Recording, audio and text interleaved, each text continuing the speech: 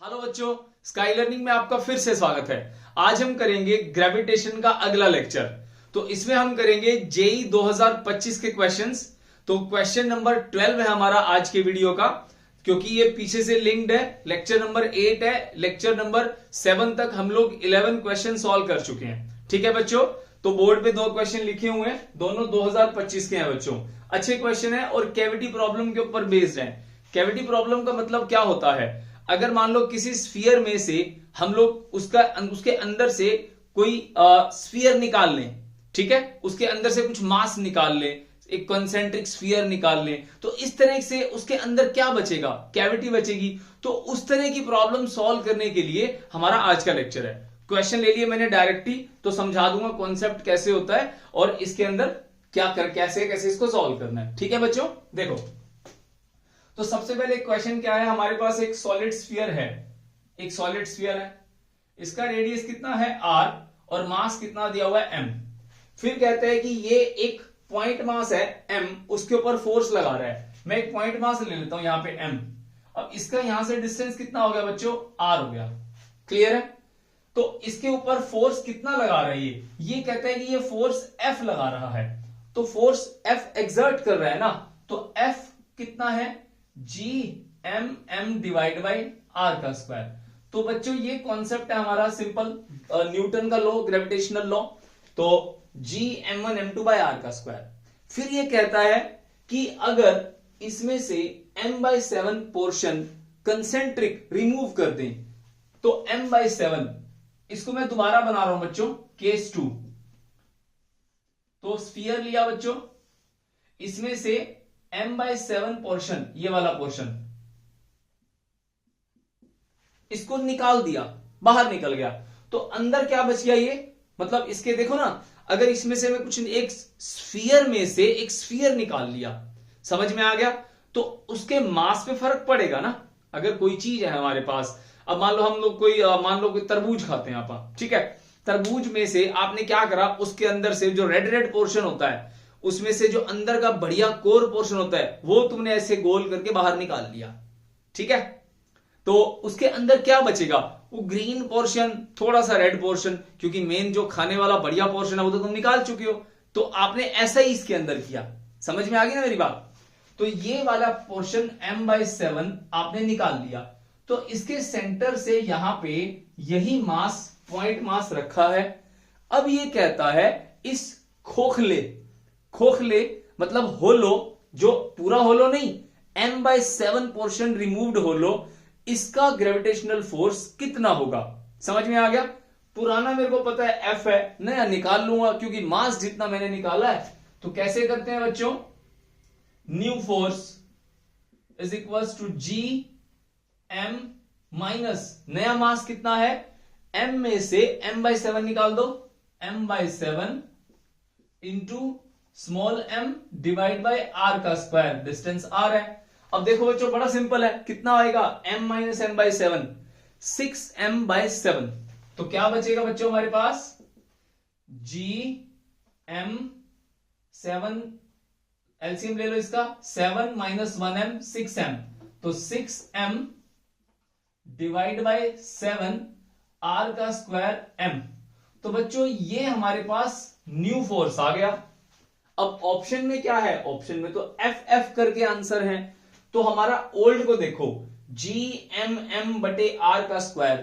अब यहां देखो, जी एम एम बटे आर का स्क्वायर, 6/7 को थोड़ा साइड पे लिख लो इसको साइड पे, 6/7 G M M divide by are का square, this is F dash, या एफ न्यू कह लो आप इसको।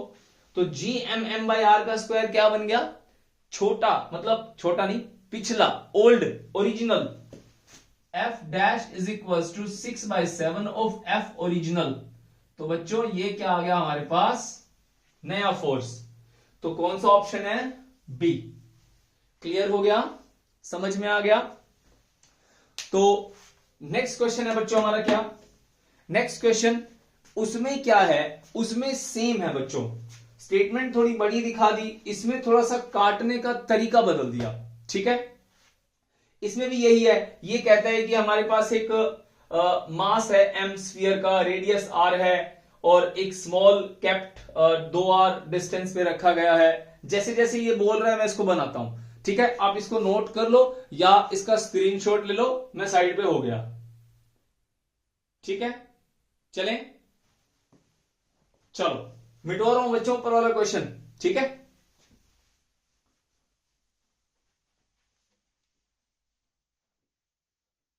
तो दूसरे क्वेश्चन में कॉन्सेप्ट को थोड़ा अच्छे से समझना, ठीक है। उसमें थोड़ा सा अलग हटके लगेगा। तो क्या कहता है बच्चों, ये कहता क्या है? तो ये बच्चों ये कहते हैं कि एक मास है m, रेडियस है r और एक small object m is kept at A distance of 2r, the force is F1। Clear है? स्टेटमेंट समझ में आ गई। एक स्फीयर है हमारे पास, ये एक स्फीयर है, केस 1, रेडियस है इसका कितना r और मास है इसका m। इसके सेंटर से एक पॉइंट है छोटा m, मतलब स्मॉल m, जो यहां से दूर है कितना 2r डिस्टेंस पे। इसका जो फोर्स आपस में जो बन रहा है उसकी वैल्यू कितनी है? F1 है। और अगर हम कैलकुलेट करें इसको, यूनिवर्सल लॉ ऑफ ग्रेविटेशन लगाओ, Gmm डिवाइड बाय 2r का स्क्वायर, क्योंकि दोनों के बीच में जो दूरी है वो 2r दी हुई है। Gmm डिवाइड बाय 4r का स्क्वायर। तो बच्चों ये हमारे पास F1 आ गया। क्लियर हो गया? समझ में आ गया? ओके। केस 2 क्या कहता है बच्चों? केस 2,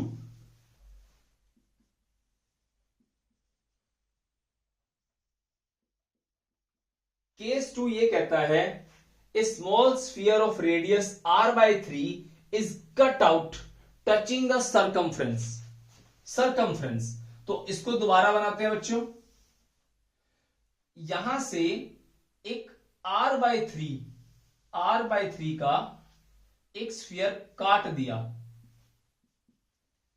जो कि सर्कमफ्रेंस को टच हो रहा है। पिछले वाले में क्या था? सेंटर से था। यहां पे क्या कह रहा है? सर्कमफ्रेंस के पास है। तो कर दिया बच्चों, काट दिया इसको। अब कहता है कि जो फोर्स बिटवीन ऑब्जेक्ट, जो मतलब m है, यहां से जो तो हमारी दूरी थी यहां की, ये m है, और रिमेनिंग स्फीयर मतलब खोखला, पूरी तरह खोखला नहीं बोलूंगा मैं, तो जितना r/3 का स्फीयर निकालने के बाद जो बचता है वो वाला जो स्फीयर है, मतलब बचा हुआ स्फीयर, उसका ग्रेविटेशनल फोर्स इस m के साथ कितना होगा। समझ में आ गया बच्चों? चलो इसको थोड़ा समझेंगे। देखो, मुझे क्या निकालना है? मुझे निकालना है F2। F2 का मतलब क्या है? मैं ऊपर लिख लेता हूं इसको।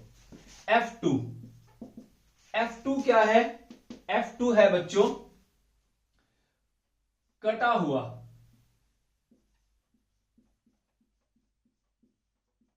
या बचा हुआ स्फीयर, जिसमें से मतलब पूरे में से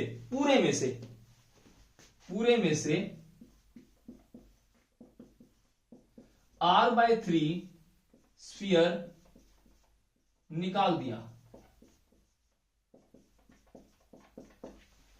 ठीक है, r/3 स्फीयर निकाल दिया। अब r/3 निकालने के बाद, अब देखो r/3 निकाल दिया। अब एक काम करते हैं ना, जो r/3 निकाला है उसका ग्रेविटेशनल फोर्स हमारे m के साथ कितना होगा वो पहले वो निकाल लेते हैं। ठीक है, देखो पूरे का मुझे पता है, पूरे का ग्रेविटेशनल फोर्स मुझे पता है ये। अगर मैं इसमें से माइनस कर दूं छोटे स्फीयर का ग्रेविटेशनल फोर्स जो कि इस m के साथ बनता है, बात समझ में आई मेरी? अभी मैं करता हूं तो ध्यान देना इस चीज को। तो इसको मैं लाइन लगा देता हूं, ठीक है। अब क्या कहता है बच्चों? बचा हुआ, तो बचा हुआ मतलब पहले मैं ना छोटा निकाल लेता हूं, छोटा स्फीयर, छोटा स्फीयर, छोटे स्फीयर का ग्रेविटेशनल फोर्स क्या होगा? छोटा स्फीयर बना दिया बच्चों, कितना रेडियस है इसका? r/3 और r/3 ये है m। अब देखो यहां से इसकी दूरी तो r है, तो यहां से इसकी दूरी तो r है। अब देखो छोटे स्फीयर के सेंटर से इस पॉइंट m का डिस्टेंस कितना होगा? बिल्कुल सही सोच रहे हो, छोटे स्फीयर का डिस्टेंस, क्योंकि हमें सेंटर से लेना है ना, ठीक है, सेंटर से लेना है। कितना हो गया? r प्लस r/3 कितना हो गया? 4/3r। 4/3r 4/3r डिस्टेंस पे आपका एक पॉइंट मास पड़ा है m, उसका छोटू स्फीयर के साथ क्या करना है? ग्रेविटेशनल फोर्स निकालना है। तो निकल गया F इज इक्वल्स टू, किसका निकाल रहा हूं मैं? छोटू, F छोटू। F छोटू कितना हो गया? G M छोटू, M नहीं पता मेरे को, M निकालना सिखाऊंगा अभी। M डैश मान लिया, छोटू M डिवाइड बाय डिस्टेंस मेरे को पता लग गया, क्योंकि सामने से ही निकाला जा रहा है। कितना है? 4/3r का स्क्वायर। कितना हो गया बच्चों? G M M dash divide by 16r का स्क्वायर 9। ठीक है, तो ये हमारे पास अभी F छोटू पूरी तरह नहीं आया है, क्योंकि M डैश निकालना तुम्हें मैं सिखाऊंगा। तो F छोटू के लिए एक बार इतना कर लेते हैं। M डैश की वैल्यू कैसे निकालते हैं बच्चों? देखो इसमें क्या है, डेंसिटी कांस्टेंट है, स्फीयर है, डेंसिटी क्या होती है? डेंसिटी का फॉर्मूला क्या होगा? Density is equals to mass upon volume. ठीक है, तो अब छोटे स्फीयर का मास क्या हो जाएगा? m dash. डेंसिटी क्या हो जाएगी? सेम। वॉल्यूम कितना हो जाएगा? वॉल्यूम डैश, क्योंकि वॉल्यूम चेंज हुआ है ना, रेडियस चेंज हुआ है। एक बार आप इसको लिख लो। अच्छा एक सेकंड, पहले हम ना ओरिजिनल का लिख लेते हैं। ओरिजिनल का मतलब जब काटा नहीं था तो मास कितना था? वॉल्यूम क्या है? 4/3 पाई r क्यूब है। तो मास काटा नहीं था तो कितना था? हमारे पास डेंसिटी इतनी थी, डेंसिटी इतनी थी जब उसमें से r/3 का स्फीयर नहीं निकाला था। तो डेंसिटी को यहां पुट कर दो, वॉल्यूम पुट कर दो, आंसर आ जाएगा। m डैश क्या हो गया? m dash. तो डेंसिटी कितनी है? मास पूरे का 4/3 को मैं 3/4 लिख सकता हूं। ठीक है, 4/3 पाई r क्यूब। ठीक है, पाई r। वॉल्यूम कितना हो गया? तो मैं इसको ऐसे लिख देता हूं एक स्टेप, रो इंटू वॉल्यूम। ठीक है, तो वॉल्यूम, रो की वैल्यू मैंने पुट कर दी। वॉल्यूम कितना है? 4/3 पाई r/3 का क्यूब। क्लियर हो गया? ये कौन सा v डैश है? ये v डैश इसका है बच्चों, इसका v डैश। तरीका समझ में आ रहा है ना? ओके, काट दो जो कट रहे हैं। 4/4 से 4 कट गया, 3 से 3 कट गया, पाई से पाई कट गया, तो बचेगा क्या? m। और r/3, r का 3/27, तो m/27 मास आएगा हमारे छोटू का। मैं चाहता तो मैं डायरेक्ट भी बता सकता था। डायरेक्ट क्या करना है आपको? जितना आप यहां पे मास होगा ना, जितना हमारा मास रिमूव हुआ है या जो आपने रेडियस रिमूव करा है, आप उसका क्यूब कर दो। समझ में आ गया? अगर मान लो r/2 करता हूं तो m/8 हो जाएगा, r/3 करता हूं तो m/27 हो जाएगा, r/4 करता हूं तो 4 का क्यूब कर दो। ऐसे करके भी कर सकते हो, बट मैं चाहता था आपको एक तरीका समझ में आए कैसे करते हैं। क्लियर होगी मेरी बात? ओके, तो छोटू का मास पुट कर दो, gm m/27 और ऊपर 9 था, बाय में r का स्क्वायर, 9 3 तो कितना आ गया बच्चों? gmm/3r का स्क्वायर। छोटू का ग्रेविटेशनल फोर्स आ गया। अब टोटल में से छोटू को माइनस कर दो, उसके बाद हमारे पास खोखले का आ जाएगा। खोखला मतलब जो बचा हुआ है। ठीक है, ओके, अब मैं इसको मिटा रहा हूं बच्चों। हमें F2/F1 पता करना है, F2/F1। ठीक है, याद रखने के लिए लिख लिया मैंने इसको। चलो जी, क्या करा बच्चों आपने? सबसे पहले बड़े का निकाल लिया, उसके बाद उसमें से जो छोटू निकाला, छोटू का निकाल लिया, बचा हुआ, तो नाम लिख देते हैं बचा हुआ। बचे हुए के फोर्स का नाम F2 है। कैसे निकालेंगे बच्चों? F1 माइनस, या आप ऐसे कर लेते हैं पूरा माइनस F छोटू, ठीक है, इसको भी लिख लेते हैं बचा हुआ।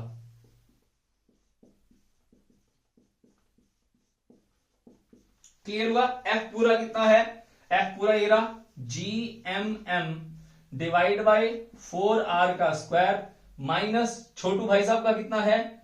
GMM डिवाइड बाय 3R का स्क्वायर। मैं एक बार चेक कर लूं, ये बच गया 16 बच गया बच्चों, 16 बच गया ना हमारा। 16 3 जा 48, तो यहां पे 16 3 जा कितना आएगा? 48। तो इसको मैं कहां लिखूं? चलो यहीं लिख रखा है, ठीक है, जगह कम है। तो 48, तो कितना आ गया बच्चों? कॉमन ले लो, क्या कॉमन आ रहा है? GMM और R का स्क्वायर कॉमन, बाहर क्या बचेगा हमारे पास? बाहर बचेगा और 1/4 माइनस 1/48। इसका एलसीएम लेके इसको सॉल्व कर लो, 48 एलसीएम आ जाएगा इसका, ठीक है। नीचे वाला मिटो दूं, ठीक है, इसको मिटोना पड़ेगा, जगह कम दिख रही है।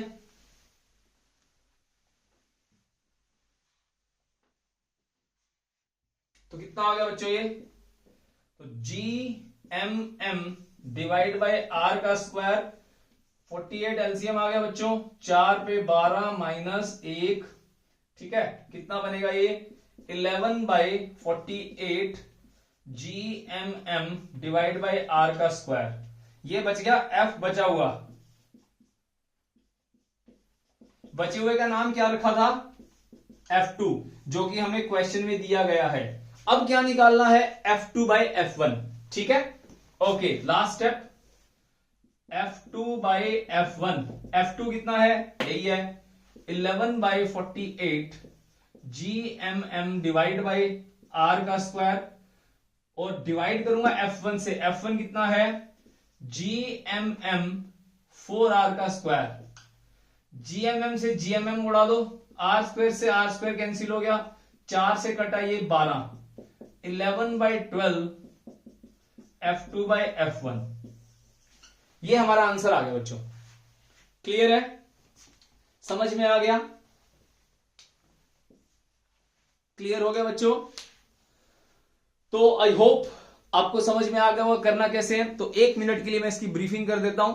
देखो, करना क्या होता है, एक बॉडी है, ठीक है, हमारे पास, और जिसका मास m है, और एक यहां पे m है, छोटा m। तो इन दोनों के बीच में ग्रेविटेशनल फोर्स Gm1 m2/r का स्क्वायर।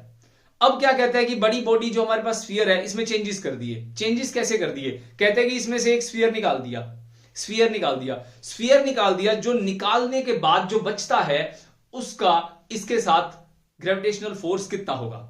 समझ में आ गया? इसको करने के लिए आप क्या करोगे? पूरे में से जो छोटू बाहर निकाला है, उस छोटे का ग्रेविटेशनल फोर्स किससे लगाओगे? जो सामने मास पड़ा है उसके साथ। अब जो वो फोर्स था, क्योंकि जब वो उसके अंदर था तो उसका भी तो ग्रेविटेशनल फोर्स लगाने का राइट था ना, वो भी तो लगा रहा था। अब जब आपने उसको निकाल दिया, निकालने के बाद उसका ग्रेविटेशनल फोर्स माइनस हो गया, तो टोटल में से माइनस हुआ ना, टोटल में से आप उस छोटू को निकाल दो, जो बच जाएगा वो है हमारा बचा हुआ। उस बचे हुए का ग्रेविटेशनल फोर्स कितना होगा? हमने यहां पे F2 माना था, कैलकुलेशन से हमने सॉल्व कर लिया। डिस्टेंसेस कुछ भी हो सकते हैं, R/2 हो सकता है, R/3 हो सकता है, रेडियस कोई भी हो सकता है, ठीक है, वो मैटर नहीं करता, वो बात की बात है। पहले कॉन्सेप्ट क्या है समझ में आ गया। उसके बाद आप क्या करोगे? जो आपको बोलता है रेशियो निकालना है तो रेशियो निकाल दो, समझ में आ गया। F1/F2 बोल सकता है, F2/F1 बोल सकता है। तो according to this question F2/F1 बोला था, तो आंसर आ गया 11/12। क्लियर है? समझ में आ गई बात? चलो बच्चों, अब मिलते हैं अगले वीडियो के अंदर कुछ नए बढ़िया क्वेश्चंस के साथ। तब तक के लिए बाय बाय।